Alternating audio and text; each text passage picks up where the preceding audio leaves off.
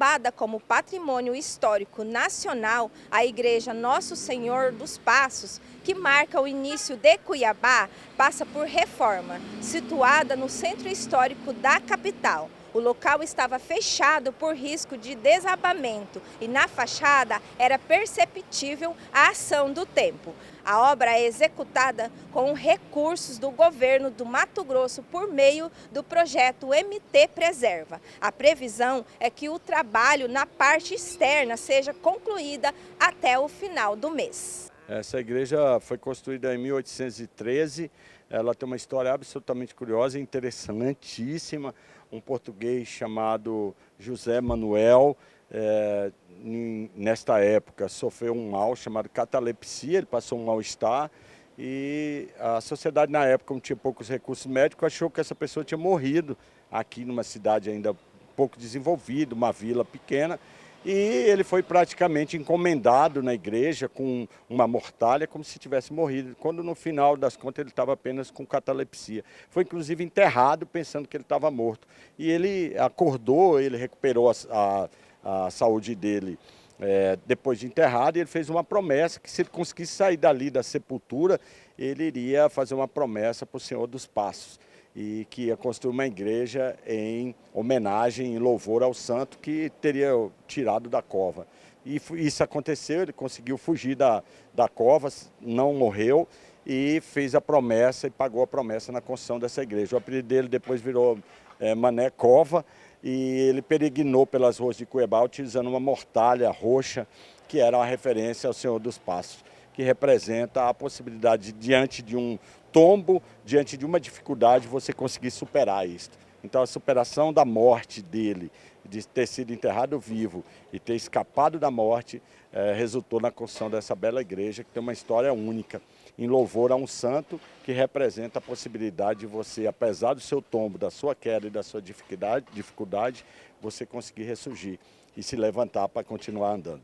Então essa é a história da criação dessa igreja, né? Extremamente importante, não só para a época como hoje. Quantos tombos? Isso está referido à história da própria Via Sacra de Jesus, que caiu 3 vezes antes de ser sepultados. Então a imagem principal dessa igreja, que vocês vão mostrar, ela tem um Cristo de joelho caído. Então na Via Crucis ele caiu 3 vezes.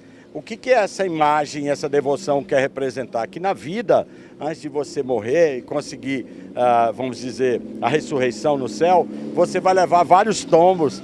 E que mais importante de você cair, como Jesus, é você poder se levantar, porque depois você vai ter a glória da vida eterna. Então, ensinava que para aquela sociedade com as dificuldades que tinha, doenças, aqui no Pantanal, longe das principais cidades do mundo, há quase 200 anos atrás, que precisava ter fé em Deus, de que por mais que houvesse dificuldades, esses tempos iam passar.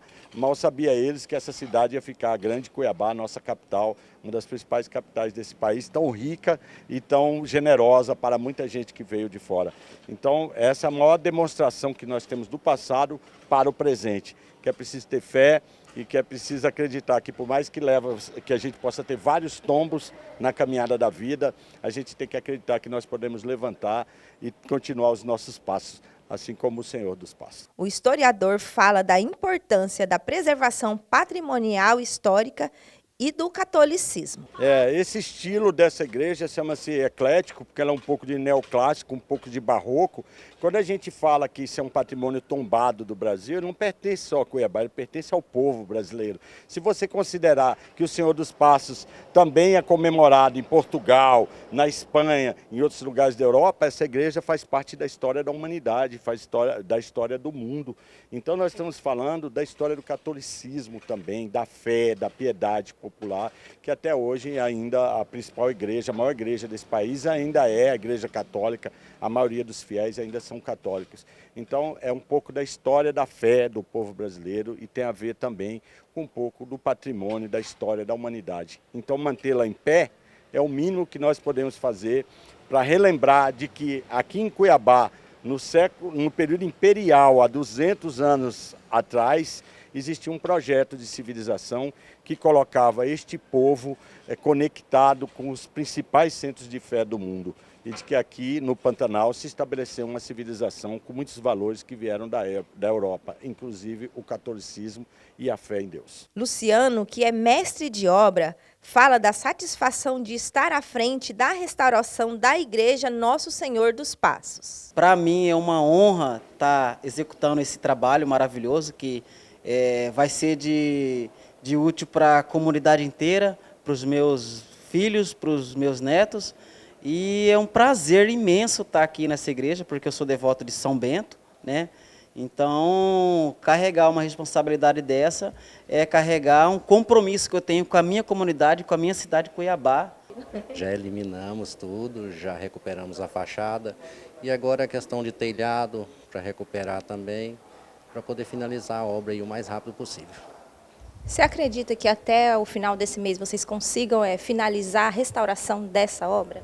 Eu acredito que até o final desse mês não, provavelmente aí por uns 40 dias, por causa mais da questão do tempo, né? Com esse tempo de chuva, está chovendo muito aqui no estado, então é um pouco complicado você mexer com esse tempo de chuva. Eu creio que mais uns 40 dias. A fachada que vemos hoje foi construída por Dom Carlos Luiz Amon, em 1899. Além dessas, há outras histórias marcantes do templo, como o do sinoeiro conhecido por Totó Onça, que nunca tocava o sino da igreja nos horários certos. No século passado existia aqui, há 150 anos pelo menos, um sineiro conhecido como Totó Onça. Ele era uma espécie de corcunda de Notre Dame pantaneiro, né? Que ele adorava ficar nesse lugar aqui, ele praticamente passava o dia inteiro aqui, e ele não deixava que ninguém chegasse perto desses sinos aqui. E quase uma hora depois que o sino da matriz tocava, que é na hora da Ave Maria, ele tocava aqui, quase uma hora depois. Então ele ficou uma figura muito popular naquela Vila Real de Cuiabá, porque ele morava nesse lugar e tinha o maior ciúme desses sinos aqui, né? Então o Totó Onça acabou sendo uma lembrança de uma vida, de uma cidade pequena no interior do Brasil, com um hábito tão peculiar que nos fazia lembrar o próprio Corcunda de Notre Dame, que foi imortalizado na literatura. Então esse é um aspecto curioso que merece a gente contar essa história, né? Do nosso Totó Onça, o nosso Corcunda de Notre Dame pantaneiro. Muita gente vinha aqui para esperar ele tocar o sino, né? Então ele virou uma pessoa muito conhecida, com certeza vivia aqui da ajuda da igreja, né? A ajuda humanitária. Essa igreja ainda hoje tem um trabalho social fantástico, com população de rua, doação de roupa, sacolão, né? Porque aqui é uma região extremamente pobre, né? E o Totó Onça era uma pessoa que era praticamente adotado pelo padre, pela comunidade, porque ele cumpria um papel fundamental, que era avisar a hora da Ave Maria. Naquela época não tinha relógio, né? Então as pessoas controlavam o tempo a partir do sino da igreja.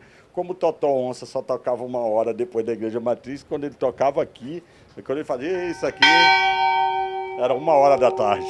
Pequena, singela, discreta e encantadora. A construção é uma das mais belas do movimentado Centro Histórico de Cuiabá. A arquitetura é típica das igrejas do período colonial.